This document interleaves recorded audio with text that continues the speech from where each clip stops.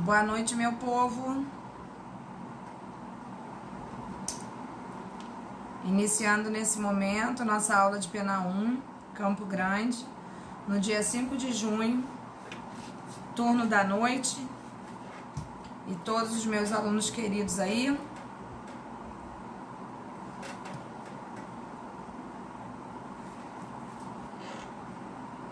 Força, isso aí, isso é que vale, graças a Deus. E aí, gente, nossa apostila 2. Em que slide nós paramos novamente, né, Michael? Todos me ouvindo bem?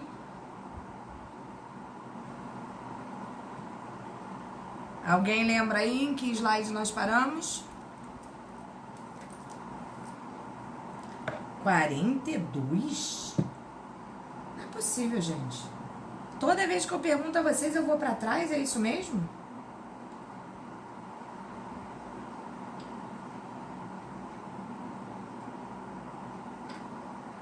Nós não falamos do princípio da legalidade, não? Falamos, não falamos?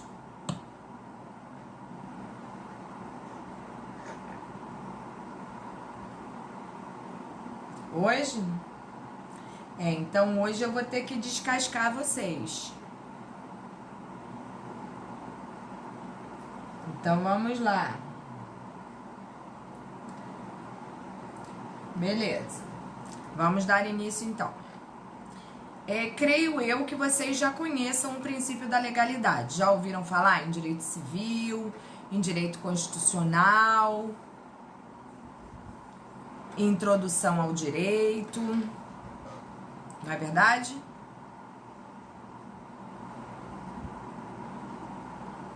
Só o Michael? Nem acredito num troço desse. Então vamos fazer o seguinte. Eu vou explicar a vocês, tá, joia? Eu vou explicar a vocês, obviamente, né, para que não passe em branco, mas já com a confiança de que vocês já ouviram falar do princípio da legalidade, uma vez que vocês estão, né, em Pena 1, obviamente vocês já ouviram sobre esse princípio. Esse princípio a gente encontra tanto na Constituição, né, no artigo 5º, bem como no nosso Código Penal. E, como todos já sabem, o princípio da legalidade, ele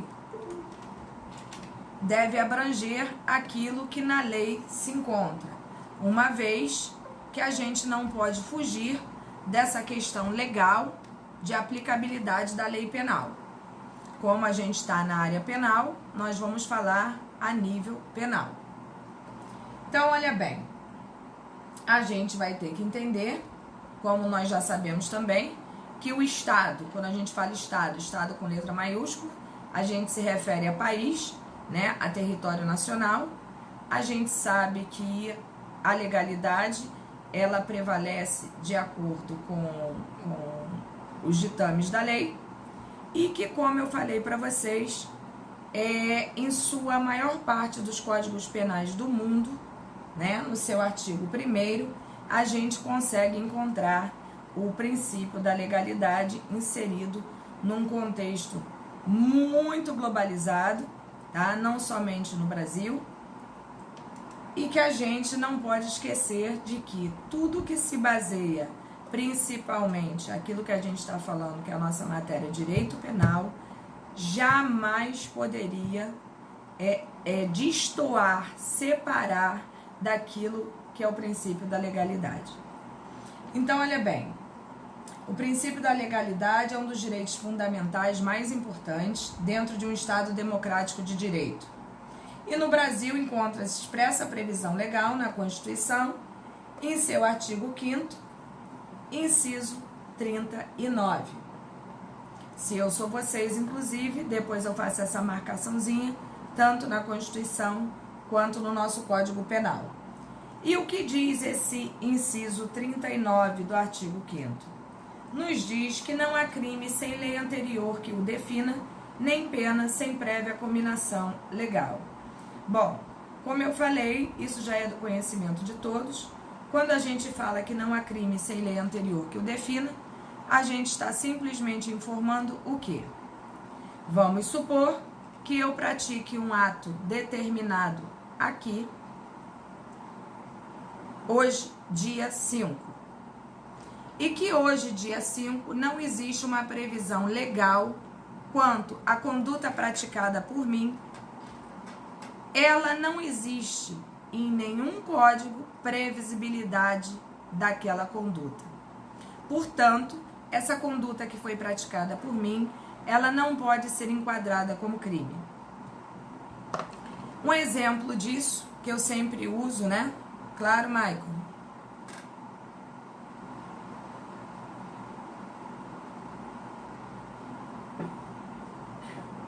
Nós fizemos um trabalho agora na P1 de Direito Internacional.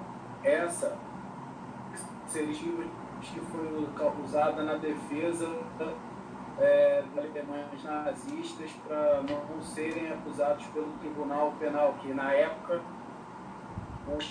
essa foi uma das alegações deles. Isso teria a ver com essa questão, até porque o que eles fizeram, porque era de acordo com eles. Esse princípio da legalidade também estaria em jogo nessa questão? Maicon, eu não sei o tipo de trabalho que vocês efetuaram, entendeu? Sobre o assunto que vocês trabalharam. Mas fato é que eu dou sempre como exemplo esse trabalho que você falou aí relativo ao nazismo, eu não sei do que se trata. Mas eu dou sempre como exemplo o seguinte. Há alguns anos atrás, não era proibido você fumar em ambientes fechados. Era muito comum, inclusive, em salas de aula, os professores fumarem e os alunos também, principalmente em faculdades públicas. E aí, não existia uma previsão legal que pudesse ser contrariada neste sentido. Portanto, o fumar em ambiente fechado era admissível, porque não existia aqui uma previsão legal para esta minha conduta aqui. A partir do momento que surgiu uma previsão legal, não mais as pessoas puderam praticar tal atitude em ambientes fechados. E é essa mentalidade que a gente tem que ter. Quando essa lei surgiu, proibindo que isto acontecesse, todas as pessoas que aqui fumaram, esta lei não alcançava a atitude delas, porque elas fumaram anteriormente a este padronamento de comportamento. Deu para entender mais ou menos, Maicon? Fala, deu para entender na totalidade? Não, entender o conceito eu entendo. É porque, assim, nós discutimos, uma das discussões da questão do Tribunal de Nuremberg era exatamente essa, porque o tribunal ele foi um tribunal exclusivo, somente para julgar aquela questão. E aí nós fizemos uma pesquisa, uma resenha sobre o filme que conta a história do Tribunal de Nuremberg. Então, assim, o ato não existiu, ele foi um tribunal de exceção, um tribunal exclusivo para aquilo, né? Então, enfim. Essa eu não sei se teriam... E a que conclusão vocês chegaram? Vocês chegaram a alguma conclusão diante da pesquisa que vocês fizeram? Alguns, né? Alguns. Provavelmente alguns disseram que poderia e outros nem tanto, né? E o direito se baseia exatamente nisso aí. E talvez vocês percebam neste momento que as pessoas que acharam que poderia ser utilizado como uma defesa têm uma tendência maior, né, a defender. E outras nem tanto, provavelmente seriam lado de uma promotoria, né? E é assim que a gente vai se enxergando de acordo com aquilo que a gente vai pesquisando e que vai idealizando, né, se encaixando naquele contexto ali. Mas fato eu não tenho nem... Eu estava só tentando fazer um paralelo, mas eu acho que não caberia exatamente como uma defesa. Eu também tenho uma dificuldade em relação a isso. Eu também acho que não caberia, apesar de não conhecer o trabalho que vocês fizeram. Entendeu? Porque como você falou, trata-se de um tribunal de exceção. Entendeu? Mas vamos seguir aqui que eu tenho certeza que vocês entenderão. Bom. Não, já deu, o conceito está entendido. Pelo menos eu consegui entender, tranquilo. Mas foi só um parêntese que eu fiz pensando numa questão diferenciada. Entendi. Nada que isso, não atrapalha não, Maicon. Vamos lá. Demonstrando sua importância, houve também previsão expressa dentro do Código Penal em seu parágrafo 1º, como eu já havia falado para vocês. E o parágrafo 1º é exatamente uma cópia daquilo que está dentro da nossa Constituição. Não existe mudança de um artigo para o outro, portanto, não há que se falar em diferenciação. O que a gente tem que ter em mente é que nenhuma conduta, seja ela uma ação ou omissão, poderá ser considerada como criminosa sem que antes tenha havido a elaboração de uma lei para tanto, tá?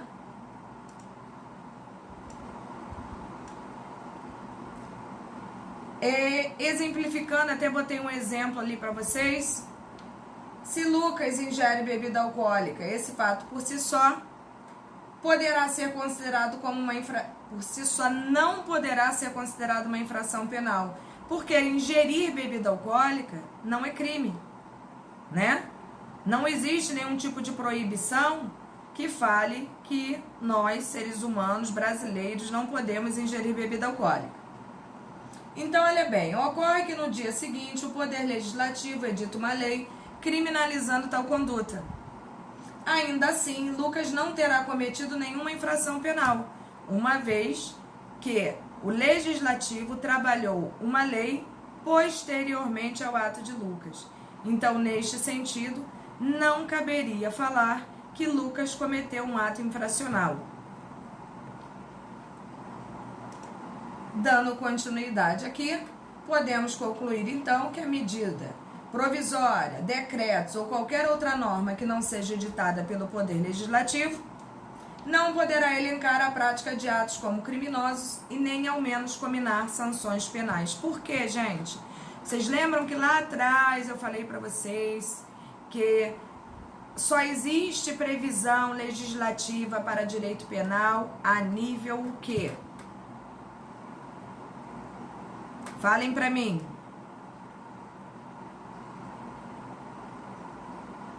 Se já esqueceram, é menos um ponto na prova.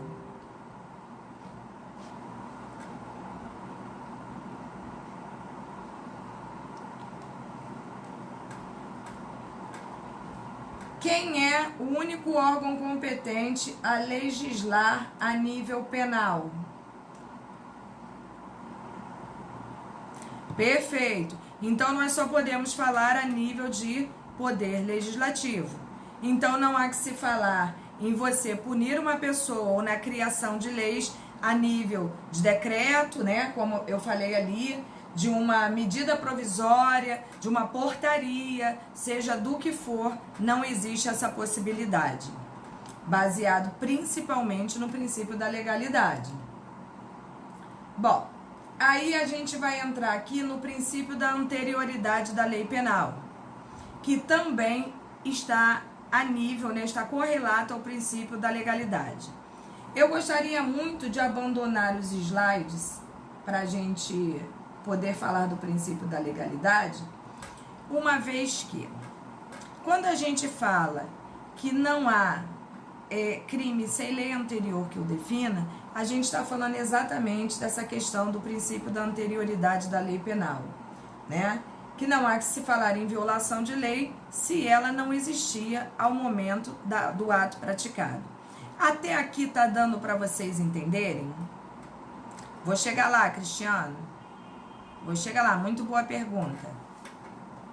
Mas até aqui tá dando para todos vocês entenderem? Sim? Beleza. Vocês vão ver que esse princípio da legalidade, ele se desdobra em outros dois princípios, um deles sendo o princípio da reserva legal, que neste momento eu não gostaria que vocês ficassem ligados nisso. Eu quero que vocês entendam realmente a questão da legalidade. Quando o Cristiano falou muito bem ali desta pergunta, o que a gente tem que ter em mente é que nós vamos ver daqui para frente que no caso da pergunta ali, beneficiar o réu poderia, neste caso que nós estamos colocando aqui, não existiria benefício para o réu. Por quê? Eu fumei quando ainda não existia lei. Então, quando essa lei passou a vigorar, este ato que eu pratiquei aqui não há que ser encarado como um ato criminoso. Mas a partir do momento da criação desta lei, nós podemos pensar nisso sim. Aí a pergunta do Cristiano, muito bem formulada, vem fazer o quê? Professora, e se for para beneficiar o réu? Aí nós já estamos entrando na questão da retroatividade ou irretroatividade da lei penal. E o que o Cristiano está querendo colocar é uma coisa muito simples, que quando eu pratico um ato aqui, que já existia uma lei falando sobre aquele ato praticado por mim, aquela conduta,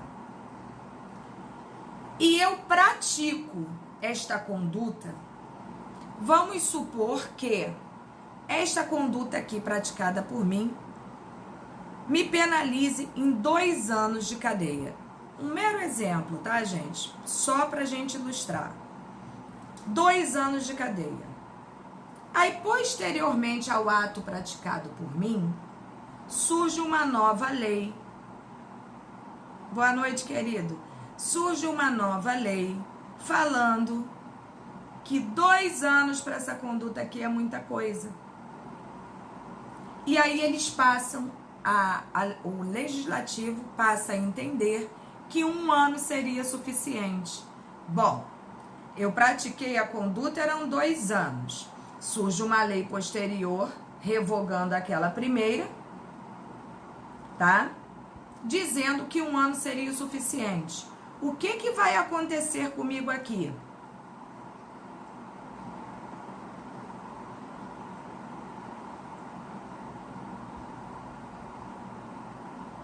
Ninguém se arrisca?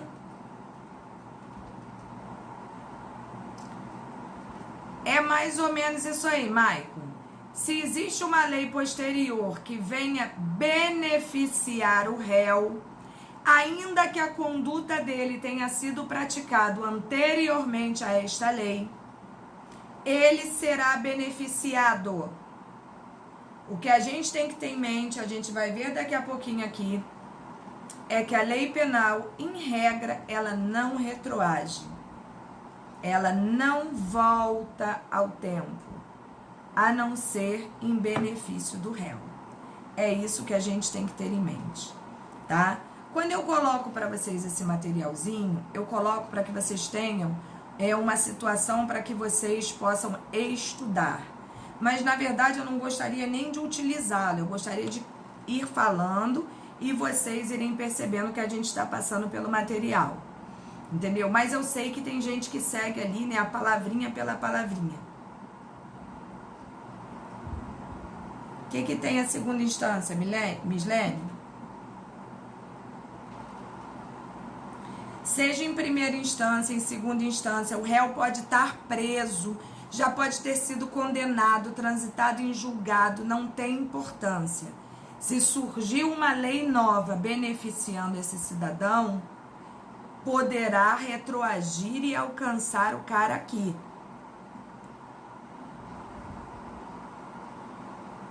Tranquilo? Vamos dar continuidade aqui. Como regra geral do direito penal brasileiro, vigora assim a irretroatividade da lei. Foi exatamente o que eu falei para vocês aqui.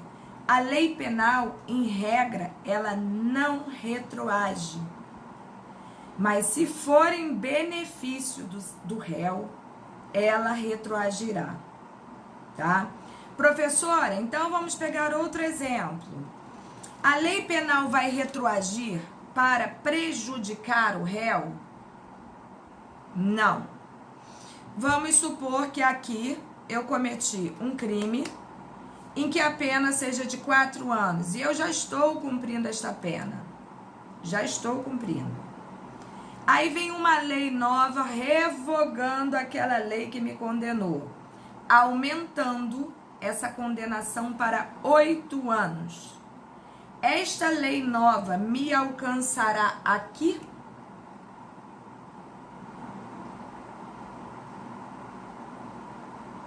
Não, não alcançará.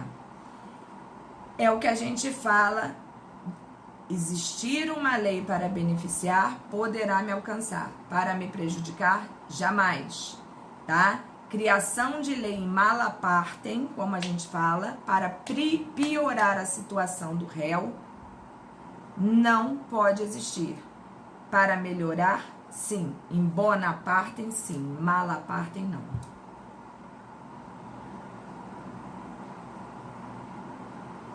Não. Não.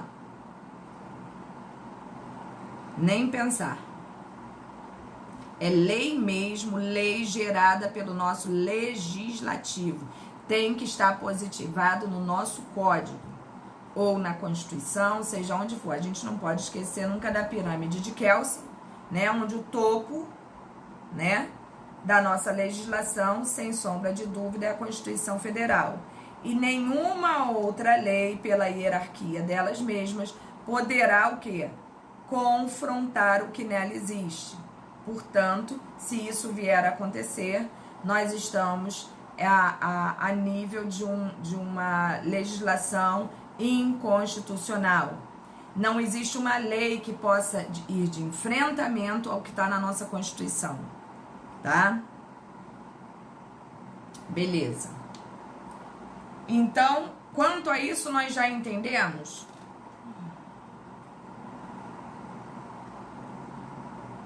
Olha só, eu não quero isso daí que vocês estão trazendo para a aula, é muito bacana, mas vocês podem confundir alguns colegas. Aqui a gente não está falando da questão de hierarquia de lei, até porque vocês vão ficar, não, Michael, não tem importância nenhuma. O que eu quero é simplesmente simplificar a cabeça de vocês. Não fique constrangido, por favor, não é isso. O que eu tô falando, a gente aqui tem que, vocês vão batalhar muito com esse negócio de hierarquia de lei inconstitucional, não tenho nem dúvida disso aí. Vão penar. Para aprender a gente tem que sofrer, né? Aqui o que eu quero que vocês pensem é princípio da legalidade. Não há lei, não há crime sem lei anterior que o defina. Isso é básico. Toda conduta para ser considerada criminosa, ela já tem que estar positivada no código. Esse é um ponto. Segundo ponto. Pergunta feita pelo Cristiano. A lei penal para beneficiar o réu, ela pode voltar no tempo? Ela pode retroagir? Pode. A lei penal para prejudicar o réu, ela pode voltar no tempo? Não. Tá? Nós vamos ver que existem algumas exceções, mas que a regra é essa, não. Professora, então a regra geral é que a lei penal retroage ou que a lei penal não retroage? Para quem chegou agora, retroagir é a lei vir para trás, tá? A regra geral é que a lei não retroage, a não ser em benefício do réu. É isso que eu quero que vocês tenham na mente de vocês. Até aqui tá tranquilo?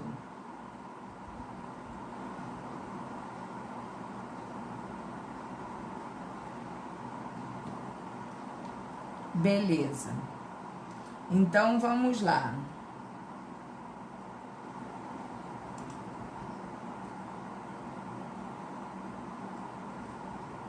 Falamos da retroatividade, da irretroatividade. E concluindo aí o nosso princípio da legalidade, podemos concluir que o princípio da legalidade no direito penal é um limitador da atuação do Estado. Sim, senão seria um poder assim sobre-humano, né? O Estado cria uma regra hoje e pega todo mundo aqui atrás, Deus me livre. Deus me livre. Então, isso realmente a gente não pode esquecer. né? Que existe essa condição, o Estado, somente o Estado pode nos punir. No entanto, todas as nossas leis a nível penal são advindas de um legislativo e que a regra é a irretroatividade da lei penal, mas pode haver a retroatividade em caso de benefício para o réu, jamais em malefício. Então, tendo em vista que vocês entenderam isso, eu fico extremamente feliz. E aí, entramos nos limites temporais, espaciais e pessoais quanto à aplicação da lei penal.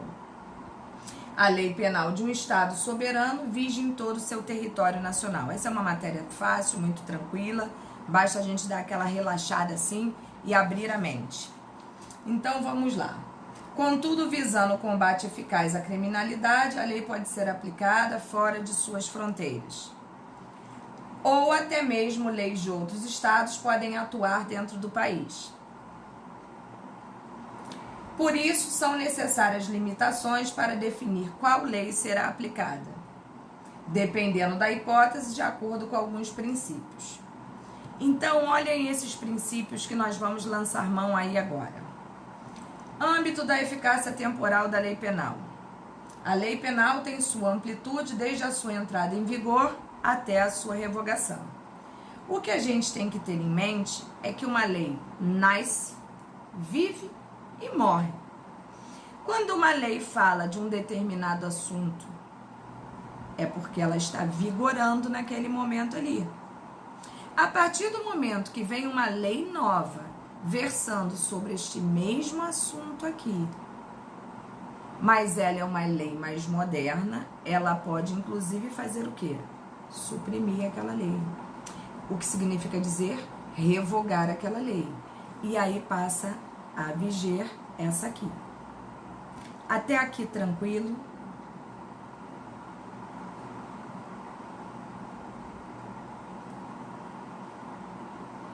Beleza. Então, olha só. Portanto, a lei penal também pode ser estudada em relação ao tempo, ao espaço e às funções exercidas por certas e determinadas pessoas. Olha só, meu povo, quando a gente fala certas e determinadas pessoas, a gente não está se referindo a pessoas especiais, não, tá? Eu sou certa e determinada pessoa, você é certa e determinada pessoa, não importa. Quando a gente fala dessas pessoas, a gente está simplesmente se referindo à questão da investidura que aquela pessoa possui. Ela está investida de um poder que concede a ela certos benefícios, inclusive, tá? Então, nós vamos entender agora como é que isso funciona. Não é a pessoa em si, é muitas das vezes a função que ela exerce. Segundo o professor Damásio de Jesus, a lei não tem eficácia universal e muito menos permanente, né? Como eu falei, ela nasce, vive e morre. A lei penal rege condutas dentro de um espaço até onde o Estado manifesta o seu poder. Bom, Brasil é o nosso Estado é soberano. Essa soberania permite que o Brasil utilize dentro do seu próprio território, que é o seu espaço territorial, é a sua situação espacial, tá? Que as suas leis transitem dentro deste espaço. E como prova disso que eu estou falando, é a questão de você comete um crime no Ceará, ou no sul do país, ou no sudeste do país, e vocês vão perceber que a lei vai estar igualmente funcional para todas as suas regiões, independente de situações de costumes, como é o caso dos Estados Unidos, onde o direito lá é considerado consuetudinário, né, baseado em costumes. Lá é um país soberano, eles decidem por eles. Aqui nós somos um país soberano, a gente decide por nós. No Brasil, quem mata em Fortaleza e mata no Espírito Santo, a pena é a mesma. Então, observem que a nossa lei, ela existe dentro de todo o território nacional. Embora exista preceito constitucional afirmando que todos são iguais perante a lei, há certas funções exercidas por determinadas pessoas que lhe concedem privilégios, porém, não em relação à pessoa, como eu falei para vocês, né? Mas à função da qual ela está investida. O maior exemplo que nós temos disso, qual é? Imunidade parlamentar. Entendeu? Onde os caras são dotados de alguns privilégios que nós não somos, porque nós não estamos investidos daquela função, daquele poder. E não é a pessoa, é a função exercida. Isso que tem que ficar claro para vocês. Isso, inclusive, é utilizado como uma forma de proteção para eles mesmos. Então, vamos lá. Da eficácia da lei penal no tempo. Como já dito acima, conforme o professor Damásio de Jesus, a lei penal, como todas as demais, não é eterna, ou seja, nasce, vive e morre, como nós já falamos. Ela se apresenta em 4 fases principais e distintas. Seria a primeira, a sanção, a segunda, a promulgação, a terceira, a publicação e a quarta, a revogação. Então, vamos voltar lá na primeira. A sanção, eu não sei se vocês lembram, lá no início da nossa aula ainda presencial, eu cheguei a dar uma explicação para vocês nesse sentido, que essa explicação ela é basicamente constitucional ou administrativa, né? Isso a gente aprende na matéria de constitucional ou administrativo. Mas, para quem não sabe, a sanção é ato exclusivo do chefe, né, do Poder Executivo, seja ele federal, estadual ou municipal. A sanção e veto são atos exclusivos desses caras. O legislativo cria a lei, manda para o executivo para que seja sancionada ou vetada. Caso ela seja sancionada, olha o que acontece. Significa o ato pelo qual o presidente da República aprova e confirma uma lei. Aqui a gente está falando a nível presidencial, uma vez que o nosso legislativo, né, é a nível federal. Com ela, a lei está completa, porém, para tornar-se obrigatória, necessita ser promulgada e publicada. São fases, né, de criação da lei que, se não passadas por essas fases, provavelmente a lei terá um vício qualquer. A segunda fase, que é a promulgação, significa o ato pelo qual se atesta a existência da lei. É como se fosse um selo, né? Carimbei, ela existe. E determina a todos que a observem. A partir daí a gente já tem que botar meio que as barbas de molho. Obviamente, posteriormente a isso, nós temos a publicação, que é o ato pelo qual se dá publicidade a esta lei, né? Ela deve passar a ser conhecida por todos. Se assim não o fizer, como é que nós saberemos que ela existe? Então, gente, quando chega a revogação, a coisa já é diferente. Porque, olha só, é a expressão genérica que traduz a ideia de cessação de regra obrigatória em virtude de manifestação, neste sentido, do poder competente. A revogação pode ser parcial, que é conhecida como derrogação, e pode ser total, que é reconhecida como abrogação. Para que uma nova lei exista versando sobre o mesmo assunto, ela tem que revogar aquela. É simples assim. Ou seja, mostramos aqui que ela nasce, vive e morre. Até aqui tranquilo?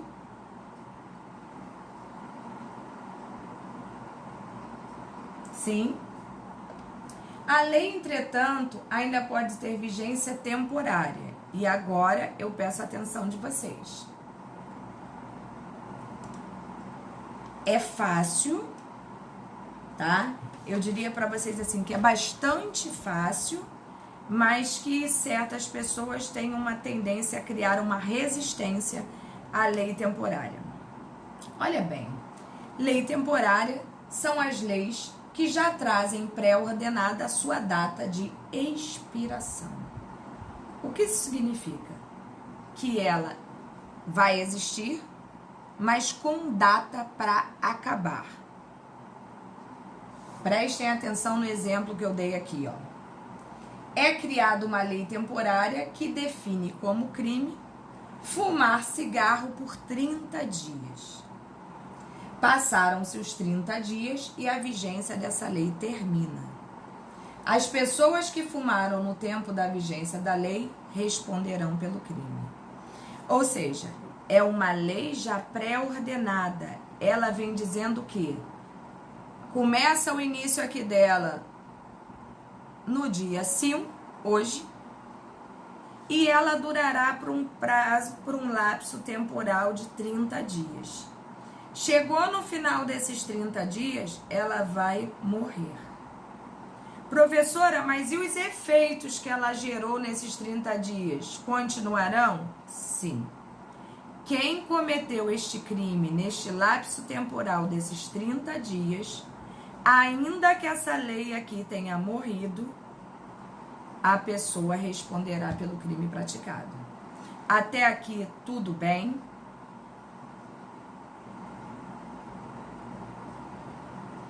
Maicon, desculpa, eu não vi, tá? Agora que eu tô vendo a sua pergunta. É um tipo de privilégio de situações com pessoas de investidura, sim, tá?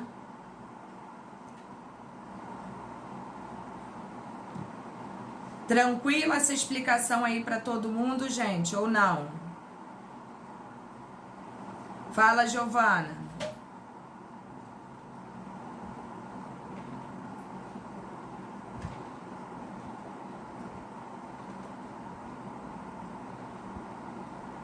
Não? Beleza, então. Vamos lá. Eu quero saber se essa história da lei temporária aí ficou tranquilo na cabeça de todo mundo. Giovana, muito engraçado que tá todo mundo me fazendo essa pergunta, né?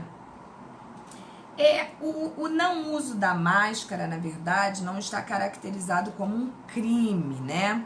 Porque isso daí foi um decreto que provavelmente pode ser encarado, eu entendo que sim, até porque nós não teríamos, né, que utilizar a máscara fora de uma pandemia ou de uma epidemia.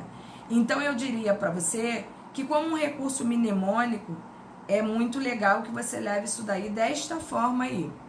O uso da máscara, nós somos obrigados, tá? Por isso o nome é decreto-lei, porque o decreto é relacionado ao chefe do executivo, então pode ser encarado sim, tá? Então vejam bem, não existe por que a gente usar máscara fora desse processo pandêmico. Então, a partir do momento que for decretada, acabou a pandemia, acabou o uso de máscara, tá? É um bom recurso mnemônico, Giovana. Muito bom. Então, gente, eu só quero que vocês entendam como funciona. Aí, dentro das leis temporárias, nós temos as leis excepcionais, que igualmente as temporárias, igualmente, até porque a excepcional é um tipo de lei temporária, só que com uma condição diversificada. Porque quando a gente fala de uma lei excepcional, a gente não está colocando um prazo, a gente não está colocando uma data para acabar. O que vai determinar o encerramento dessa lei excepcional é a condição imposta, como, por exemplo, ali, guerra e epidemia. Tá? Então, observem o exemplo que a Giovana deu da questão da máscara. A máscara, ela não tem um prazo definido, uma data pré-definida para acabar o seu uso. E sim, uma condição. A hora que acabar a epidemia, não precisamos mais da utilização deste aparato. Tranquilo isso aí? Então, dentro da lei temporária, nós temos a excepcional. A diferença entre uma e outra é que uma estipula data e a outra estipula uma condição, né? Que muitas das vezes a gente não tinha nem como prever como é o caso de uma guerra e uma pandemia. Ficou claro isso para vocês, pelo menos até aqui? Vocês desculpem eu ficar perguntando toda hora isso, eu sei que é meio chato, meio, né? Mas é que se eu não tiver o feedback de vocês, eu não sei se eu devo continuar a explicação ou se eu paro. Então, para que eu dê continuidade, eu tenho que ver se vocês compreenderam. Beleza, então, gente. Então, vamos seguir aqui no nosso raciocínio. Como se pode observar, o término da vigência dessas leis não depende de revogação por lei posterior. Observaram isso? Não existe uma lei falando assim, epa, cheguei, você vai morrer, porque eu cheguei, eu tô nova aqui, ó, te engoli, você não mais existirá. Não existe, neste caso, uma revogação por uma lei nova. Por quê? Porque as leis temporárias, elas são autorrevogáveis. É como se elas já soubessem, olha, eu tenho vigência de 30 dias. Chegou nos 30 dias, acabou. Olha, eu tenho vigência enquanto durar a pandemia. Quando acabar a pandemia, acabou. Não preciso uma lei nova para revogar aquela, porque ela é autorrevogável. Deu para entender isso aí?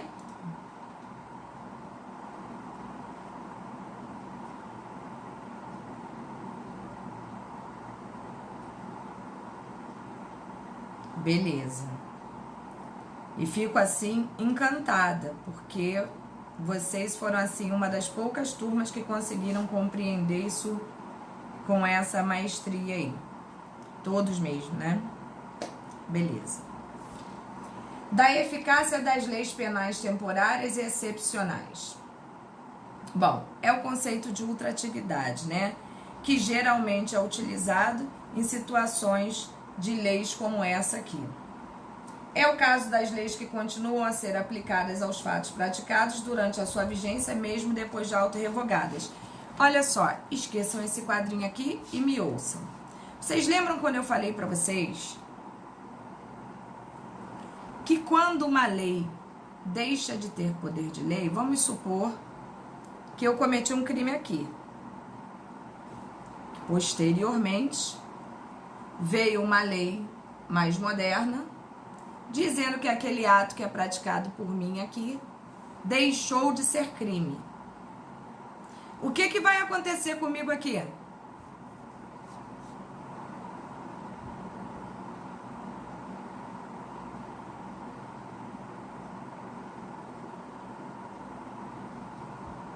Raciocínio jurídico, vamos lá. Tem que cair. Por quê, Maicon? Gostei disso, raciocínio jurídico. Se lei posterior, ela pode retroagir para benefício do réu, obviamente, se eu estiver presa, eu serei solta. Se eu estiver respondendo o processo, ele terá que ser trancado. Se o processo ainda não começou, ele nem começará.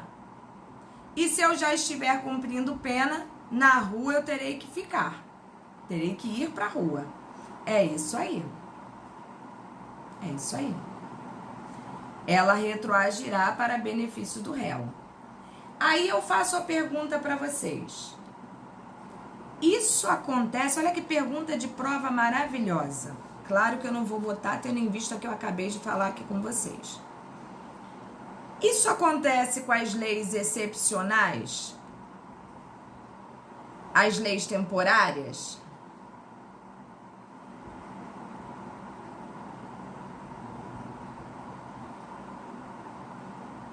Pelo visto, não. É isso aí. Qual a razão da ultratividade dessas leis? Olha só, gente. Não se liguem nesses nomes. Retroatividade, ultratividade, extratividade. Eu não quero que vocês fiquem com isso na cabeça. Deixa para ficar com isso na cabeça na hora que vocês tiverem que estudar, na hora que vocês tiverem que exercitar. Eu quero que vocês prestem atenção no contexto. Que neste momento, é o que tem de real importância para vocês. Depois, com a leitura, vocês vão conseguir encaixar esses lindos nomes às suas lindas situações. Eu quero que vocês entendam como funciona, a funcionalidade da coisa. Como a lei temporária, excepcional, elas são autorrevogáveis, ou seja, elas não dependem de uma lei aparecer para revogá-las, e sim de um prazo determinado ou de uma condição. Não existe este papo de mas ela não existe mais, o réu vai continuar cumprindo? Vai. Porque senão, o que justificaria a existência dessas leis? O que vocês acham?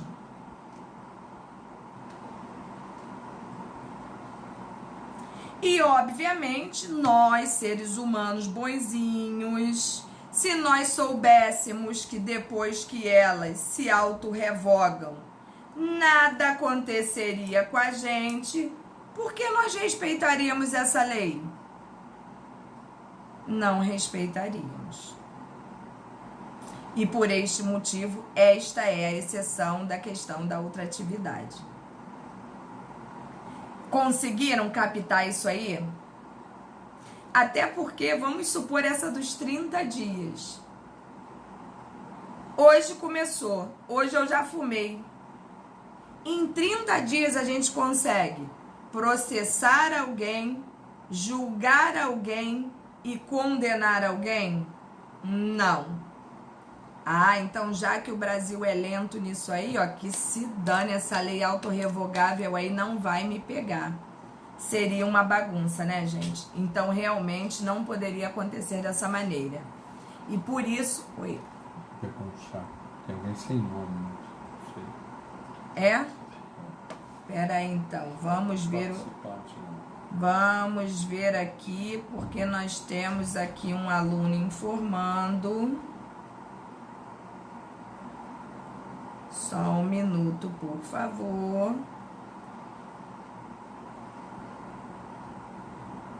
Um aluno acabou de me informar aqui no privado que nós temos um convidado sem nome.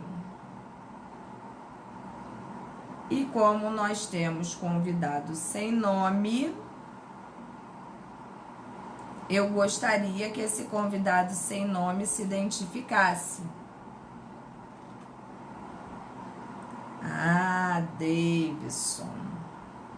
Davidson, coloca o nome, sabe por quê, Davidson?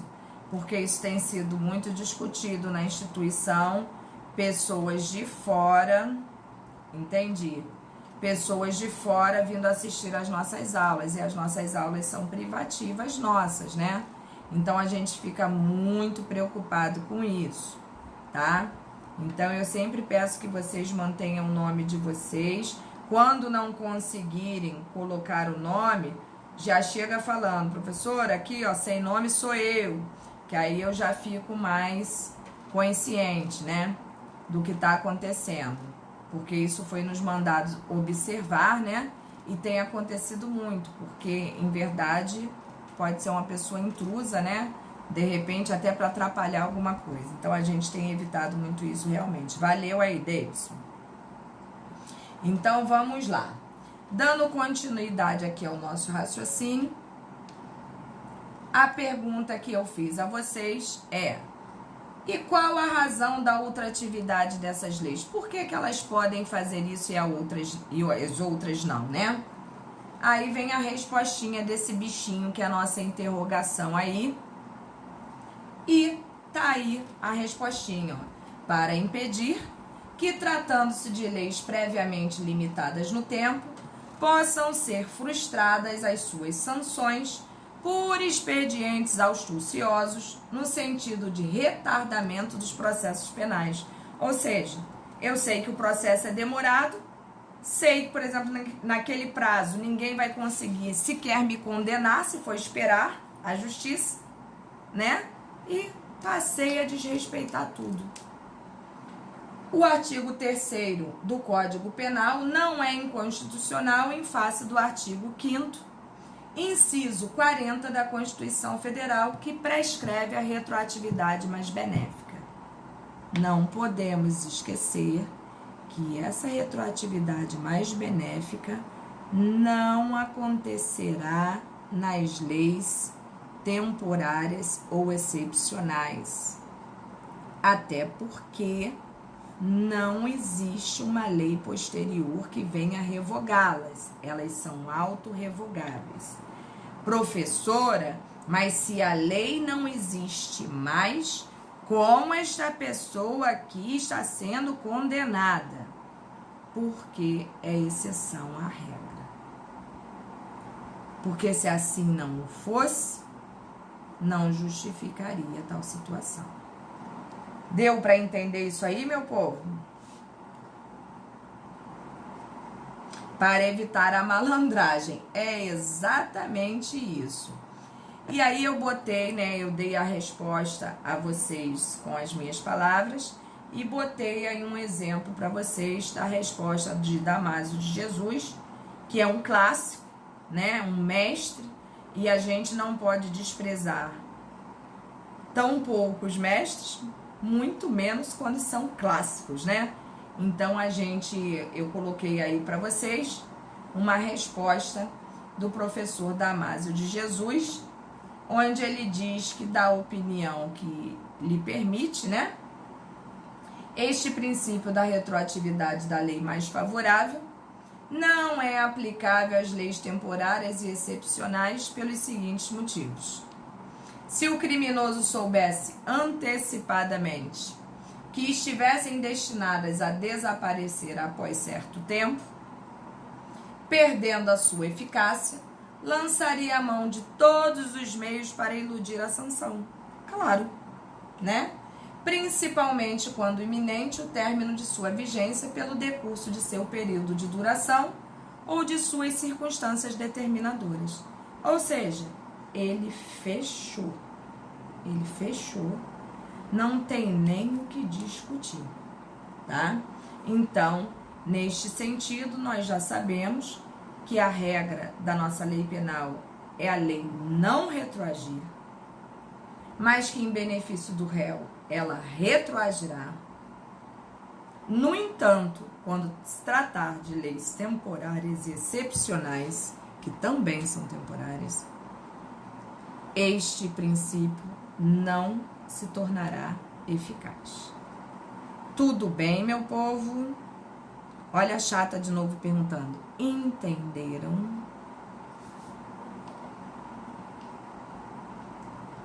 Beleza.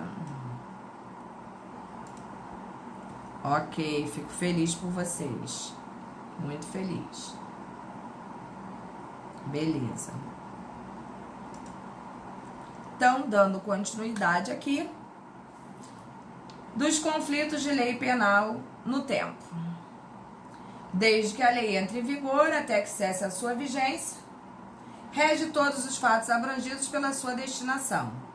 Entre esses dois limites, entrada em vigor e cessação de sua vigência, pela revogação, situa-se a sua eficácia. Já falamos a beça sobre isso, né? Entre a função dessa e a função dessa, ainda existe uma eficácia aqui existindo, uma vez que essa daqui ainda não está em vigor. Quando essa entra em vigor, essa daqui deixa de existir, para tanto, essa daqui valerá. No entanto, pode ocorrer que um crime iniciado sob a vigência de uma lei tenha seu momento consumativo sob a vigência de outra. Acreditem, é complicado, mas pode ocorrer, e ocorre muito comumente. Como resolver a situação? Simples, simples, simples. Qual a lei a ser aplicada? A do tempo da prática do fato ou a posterior? Eu garanto que vocês já têm em mente essa resposta aí. Surgem, pois, um conflito de leis penais no tempo e a necessidade de princípios para solucioná-los. Temos, assim, dois princípios que regem os conflitos de intertemporalidade, né?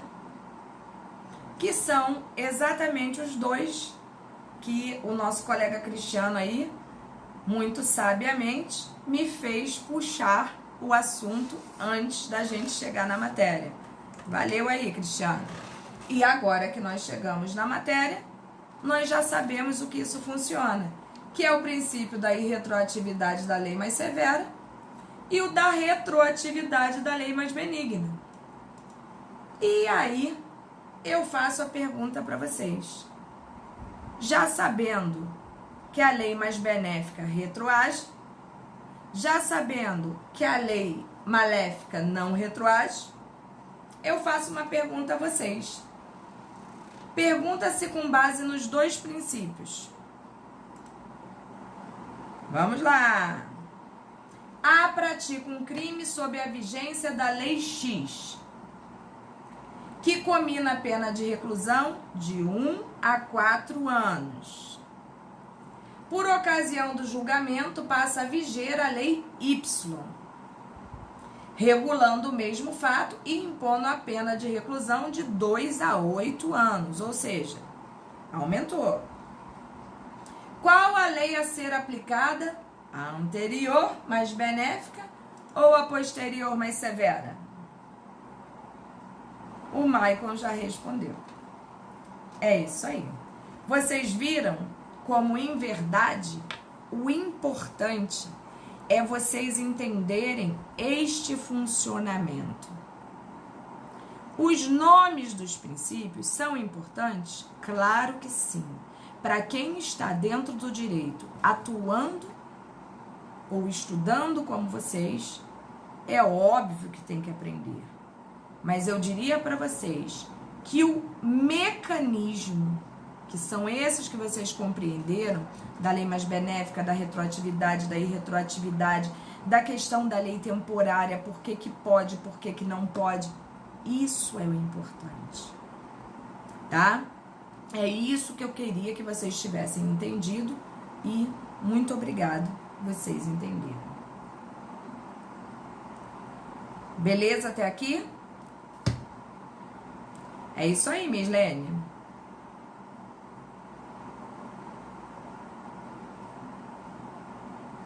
Da mesma forma, Cristiano, sempre a lei mais benéfica acontecerá de beneficiar o réu. Não tem jeito. Tá? Vamos lá.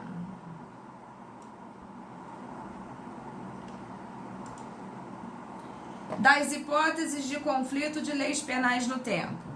Outra coisa que vocês também, eu já falei antes de chegar na nossa matériazinha. E vocês vão ver que vocês já ouviram isso. A lei penal que entra em conflito com a anterior pode apresentar as seguintes situações. A lei nova suprime normas incriminadoras anteriormente existentes. Pratiquei o crime aqui.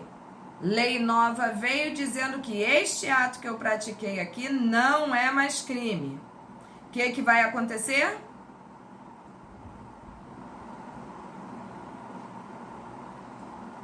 Vai cair, esse cara aqui tá livre, tá? É o que a gente chama de abolitio criminis.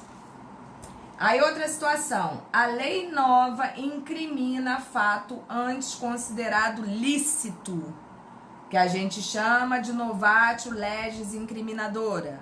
Ou seja, pratiquei o ato aqui.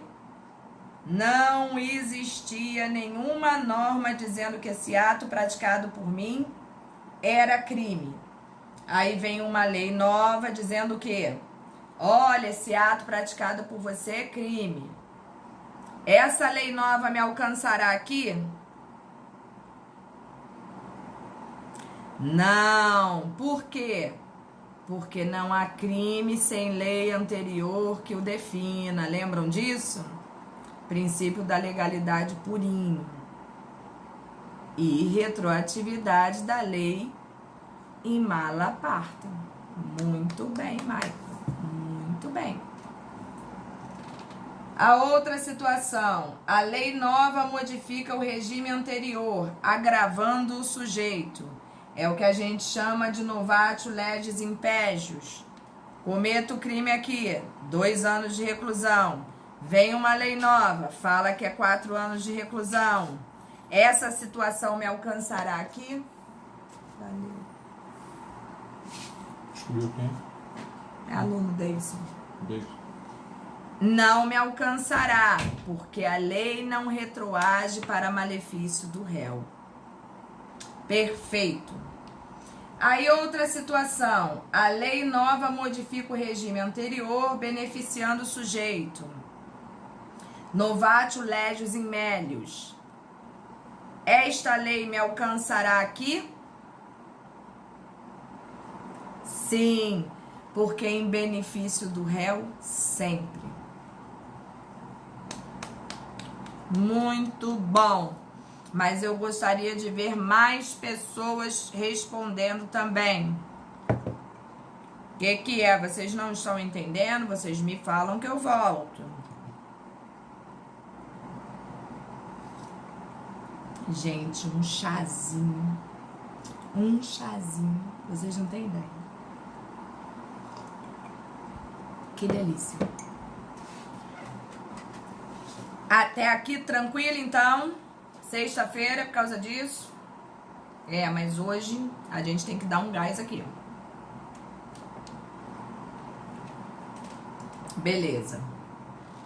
Então, para resolver essas situações, sim, o Código Penal preceitua determinadas regras, além dos postulados constitucionais retroreferidos, bem como o próprio artigo 2º do próprio Código Penal, que vai falar exatamente daquilo que nós acabamos de falar aqui. Como eu falo para vocês, o meu material é para vocês terem o que estudar. Mas tudo que a gente vai falar aqui agora, vocês já viram. Olha bem. Com a abolício criminis ou novatio legis, surgem as seguintes hipóteses. Primeira, a situação ainda não foi... Vê se eu não falei isso para vocês, tem 3 minutos. Quando um ato praticado por mim era considerado crime, veio uma lei nova e disse que não é mais crime. Vê se eu não falei isso para vocês. Primeira situação ali, ó. Se o processo ainda não foi movimentado, o processo não pode ser sequer iniciado. A segunda situação, o processo já está em andamento. Olha lá, tranque-o imediatamente, decretando a extinção da punibilidade do cara. Já existe sentença condenatória com trânsito em julgado. A pretensão executória não pode ser executada. Pega esse cara e, ó, ele não pode sofrer essa pena. O condenado está cumprindo a pena. Decrete a extinção da punibilidade dele e, ó, rua. Falei ou não falei isso pra vocês? Tem uns 3 minutos.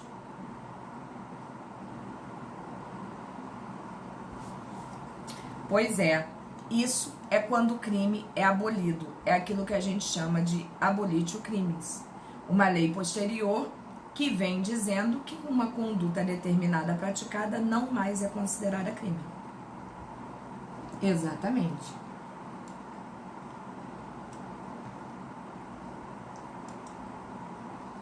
Tá dando para entender legal? Tá, né? A mesma coisa aqui é a questão da novatio legis incriminadora. Lei nova que incrimina fato antes considerado lícito. Acabamos de falar também. Quando o indiferente penal passa a ser considerado crime, ocorre a novatio legis incriminadora. Neste caso, tem império a regra do tempus rest actum. Né? No entanto, a lei que incrimina novos fatos é considerada irretroativa. Ela não alcançará ninguém aqui.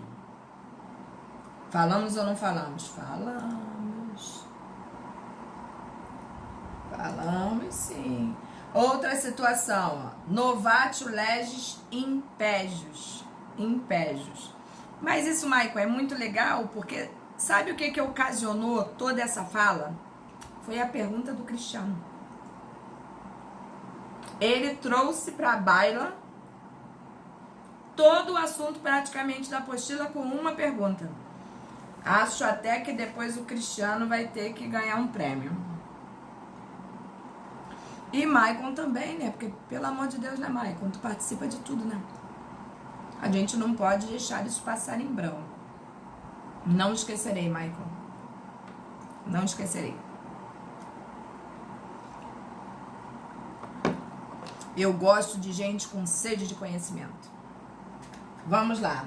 Aqui, ó. A novatio legis impégios é a lei nova que modifica o regime anterior. Só que agravando a situação do sujeito. Já falamos sobre isso também. Neste caso, a lei mais severa jamais atingirá o cara desse jeito aqui, ó. Por quê? Porque em mala parte, em malefício do réu, ela não retroagirá.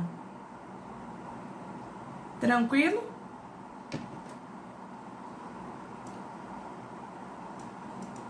Gente, olha só. Eu estou sendo rápida assim na nossa apostila, porque nós já falamos sobre todos esses assuntos aqui num contexto diferenciado. Mas se alguém aí não estiver entendendo, por favor, peça que eu pare, porque eu paro, hein? Eu volto e explico de novo. E aí, sendo assim, se um sujeito pratica um fato criminoso na vigência... Já falamos isso? Já falamos sobre isso, né? Que não retroagirá em malefício de ninguém.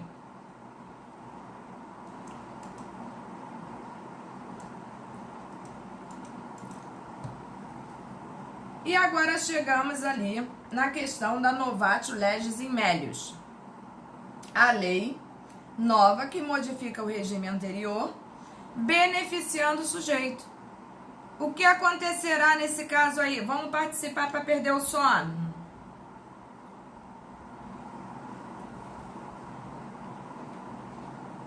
Lei para beneficiar, ela vai retroagir?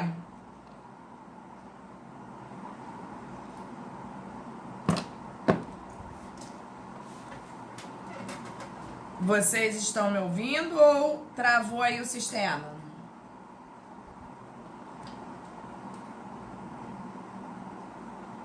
Ela retroagirá? Retroagirá.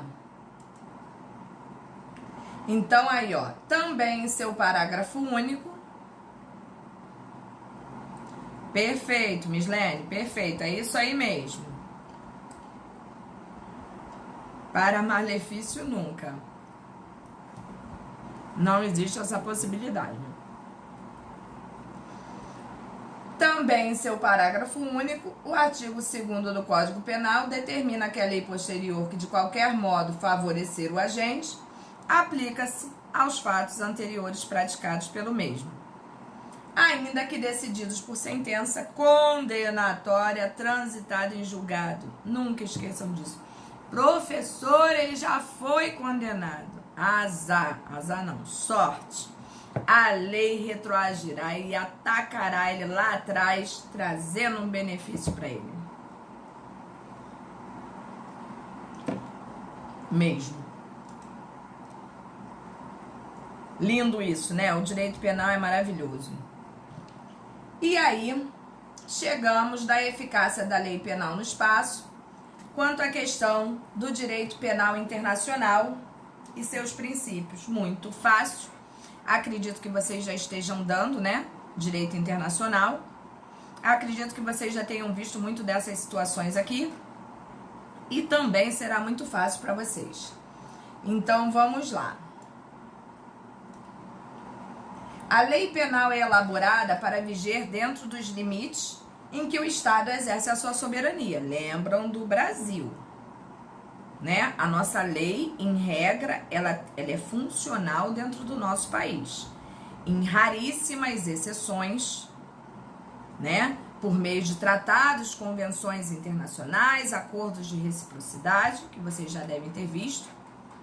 Em raríssimas exceções, o Brasil abre mão de certas situações por ter travado acordo internacional. Mas a regra é a questão do princípio da territorialidade, como nós vamos ver aqui agora.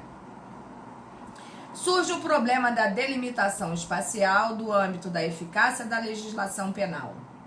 A questão do âmbito de eficácia espacial da lei penal constitui matéria de direito penal internacional.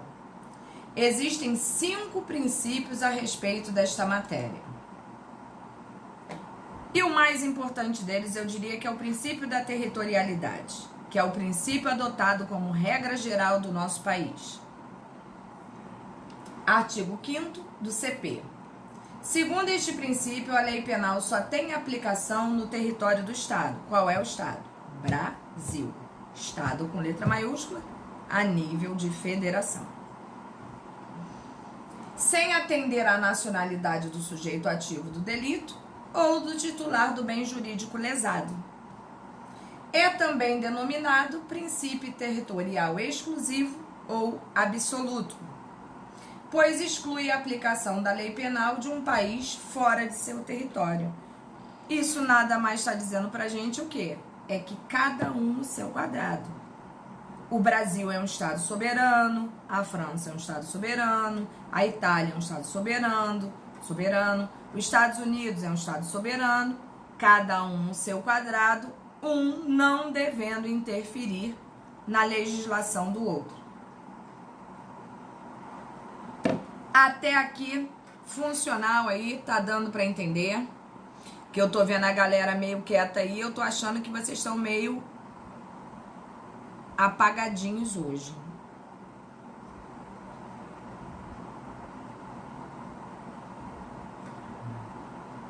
Depois vocês não vão falar que eu não expliquei, hein?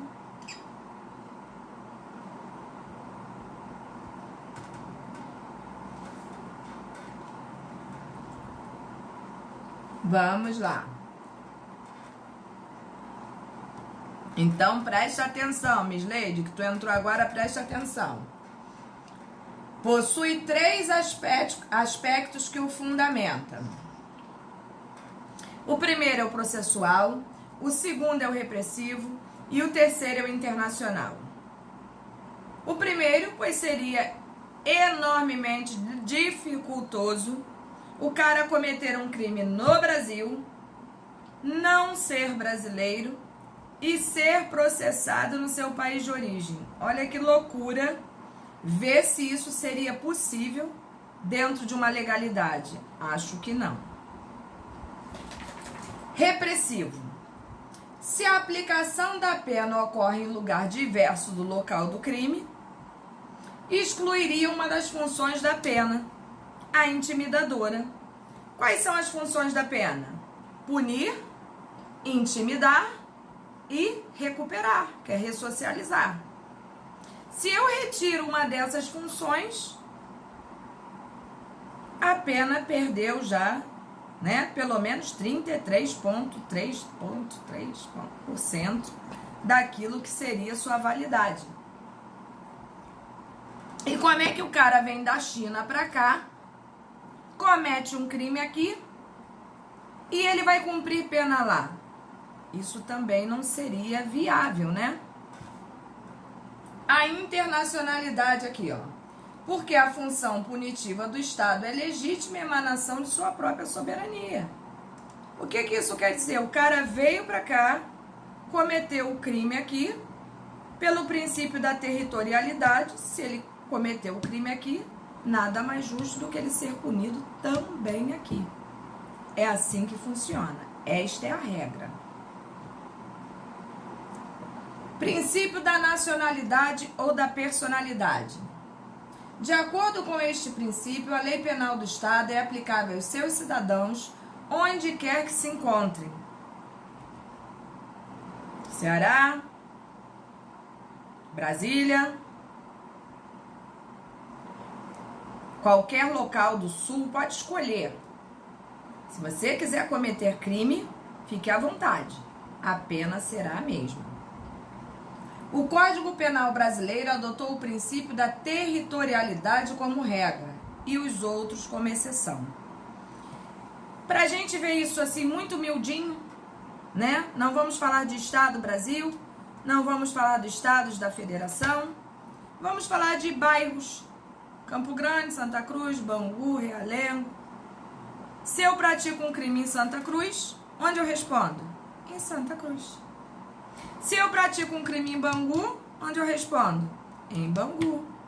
Se eu pratico um crime em Campo Grande, onde eu respondo? Campo Grande. Então, por aí a gente já vê que esse princípio aí nos diz o quê? Que você responde pelo crime praticado no local onde ele foi efetivamente praticado. Isso a gente está falando numa escala menor, mas se a gente bota a nível federação, a gente vê que quem comete crime no Brasil, seja brasileiro ou estrangeiro, deverá responder pelo crime no local onde foi praticado. É isso que a gente tem que ter em mente. O artigo 5º do CP aplica-se a lei brasileira sem prejuízo de convenções, tratados e regras de direito internacional ao crime cometido no território nacional. Ou seja, a regra é o princípio da territorialidade, mas de repente, por algumas convenções ou tratados internacionais, por via de exceção, pode ser que alguma vez isso não se dê desta maneira, mas a regra é que isso aconteça. É isso que a gente tem que ter em mente.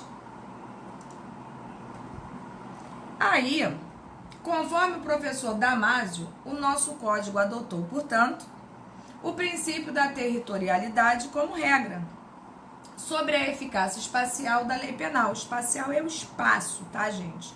É o espaço territorial do nosso Estado. Abrindo exceção no próprio corpo da disposição às estipulações, como eu falei, dos acordos, né? Das convenções, dos tratados internacionais. Quando isto vem acontecer, por via de exceção, deve ser respeitado, sim. De manifesta evidência, pois que a lei penal brasileira permite, em determinados casos, a eficácia da norma de outros países. Por via de acordo, eles me beneficiam e eu beneficio eles. Pode acontecer? Sim. Alguns exemplos. Se alguém comete um crime em uma jangada, em alto mar, após naufrágio, ou nos destroços de um navio naufragado, a que lei fica adstrito essa criatura? Olha a resposta aí. Se a jangada foi feita com os destroços do navio, segue-se a lei da nação a que pertence o navio. Olha que interessante. Aquele material de que foi construída a improvisada embarcação ainda representa o navio e, portanto, o seu estado respectivo. Isso vocês já devem ter visto quando estudaram Constitucional, artigo 12, que fala sobre a nacionalidade ou até mesmo o direito internacional. Desculpa. Que fala muito sobre isso ali. Fica difícil de visualizar assim, gente? Aí vem o segundo exemplo.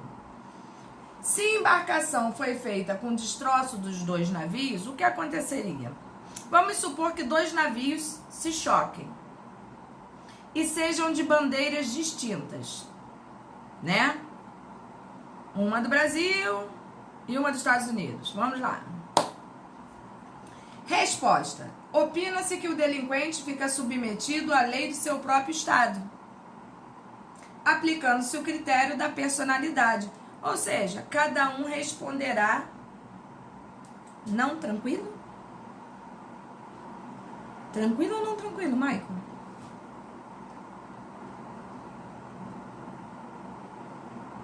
Como assim? O criminoso responderá pelas leis daquele pedacinho de coisa que ele se agarrou ali. Por quê? Porque entende-se que a bandeira daquele navio é como se fosse uma extensão territorial daquele estado, daquele país. Ah, Maicon, tu dificulta a minha vida. Então tá bom, então eu vou dificultar a tua. A embarcação... Besteira, Maicon. A embarcação do Brasil e a outra dos Estados Unidos. Pá! Aí o criminoso é uruguaio. Ele praticou o crime com quem? E segurou em que embarcação? Tá me entendendo? Se ele segurou na embarcação do Brasil, ele responderá o quê? Pelas leis brasileiras. Uma vez que ele está em solo brasileiro. É como você estar grávido e parir dentro de uma aeronave com a bandeira do seu país. Aquela aeronave ali é uma extensão do solo daquele país. Acredite.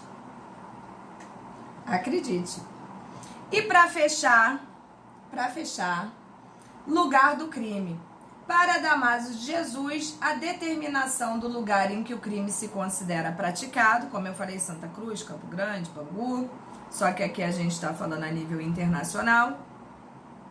Segundo o Código Penal, é decisiva no tocante à competência penal internacional. Praticado aqui, responde aqui.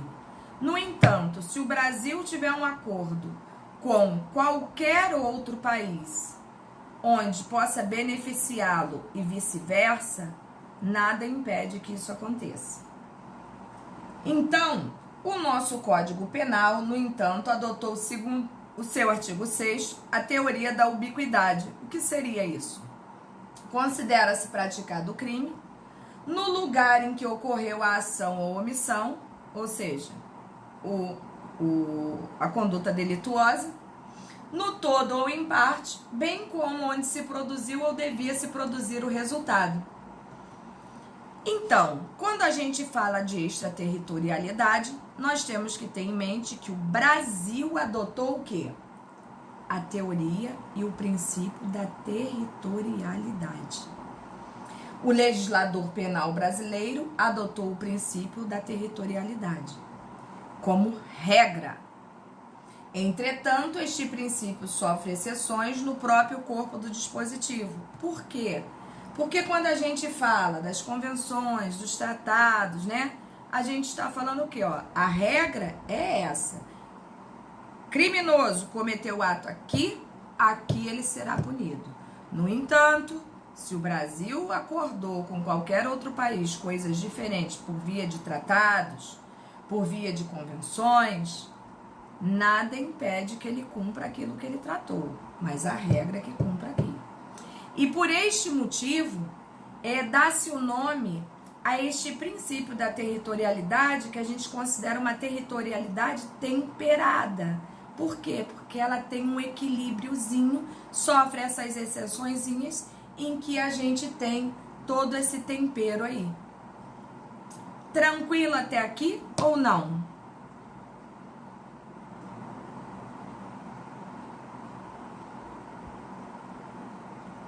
Beleza, então eu dou por encerrada hoje a nossa aula. Obrigado, Maicon. Excelentes são vocês. Dou por encerrada a nossa aula. Eu ainda não sei se sexta-feira que vem haverá aula. Eu gostaria, obrigado, querido. Eu gostaria muito que tivesse, uma vez que se isso não ocorrer, nós estaremos assim um pouquinho prejudicados, né? Mas a gente vai se falando pelo zap, qualquer coisa eu informo a vocês, tá bom? Um beijo no coração de vocês, se cuidem, mantenham a vigilância aí para que a gente possa estar bem aqui na semana que vem. Fiquem com Deus.